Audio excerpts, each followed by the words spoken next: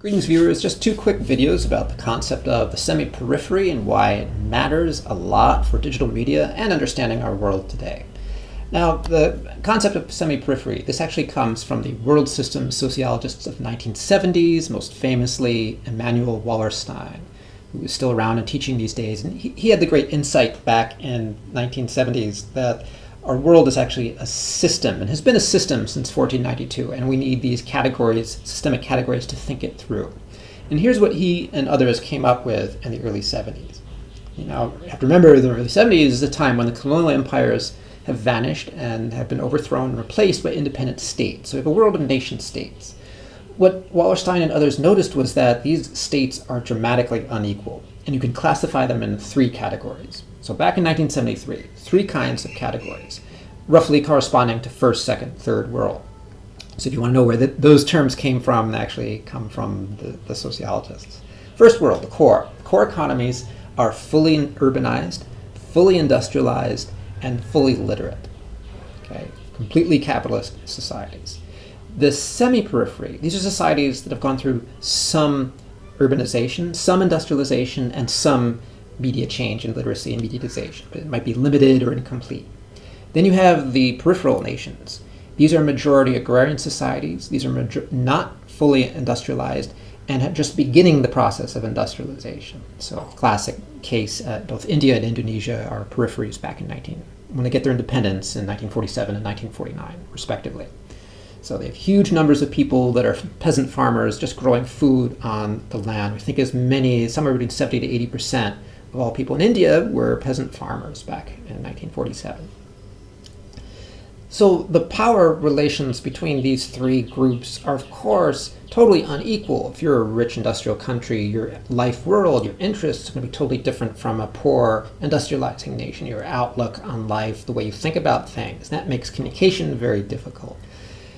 In retrospect, one of the things about the world of the 1960s, 1970s is the degree to which the world of the semi-periphery, remember, it's 30% back then, and the periphery, 60%, so 90% of the human race, still lived in the same mental space. And that space was very different from the space of the core economies. So the mental space of that 90% was still tied to categories of rural villages and the rural life world, and a world before mass consumerism, mass digitalization, mass urbanization. And yes, there was urbanization, yes, those things were there, but they were much less powerful and prevalent, and they were available generally for small elites. And therefore, the conversations that people had were about that life world, and it was very difficult for them to communicate with the rich nations, because there was no common discourse or language. They didn't have the same experiences. Now it's changed, and why it's important to understand the semi-periphery. Today, the numbers have changed. Today, the core has grown significantly. It's gone from about 9.7% up to 13.3, 13.4%. It now includes the European Union and Japan. So the core economies are much more diverse. They're not just English-speaking countries as part of the British Empire, that heritage. They now have many different languages and many different experiences, and they include part of Asia. So it's a diversification of the core. Second is the semi-periphery has grown enormously. China has joined, Vietnam has joined, many nations have joined. And the result is that in 1973, the semi-periphery was 30% of the planet. Today, it's well past 50%. It's at least 50%, half of the planet. True periphery, India and the African states, are more or less 35, 36% of the planet. And that number keeps dropping every year as nations sort of go up and industrialize and join the semi-periphery. In the long run, everyone will exit the periphery and become a semi-periphery and join the core over the next 50 years of human history, assuming we don't destroy ourselves in the future. It's an inevitable process. This is a one-trip journey into the future.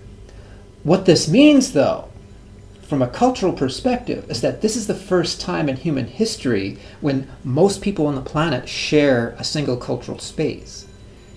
The big difference from 1973 is that today, the citizens of the core and the citizens of the semi-periphery exist in the same cultural space. And that's the space of digital culture and consumerism, consumer culture. Everyone's connected via smartphones and everyone shares a common consumerism. And this consumerism, it's there in the peripheral countries, but far fewer people can access it or enjoy it, and therefore its reach is much more limited in many of the peripheral polities of the world today. But certainly throughout all the semi-periphery, throughout the entire core, and of course in the cities, the urban regions of India and the African states, there's a common language. And consumerism ties everything together.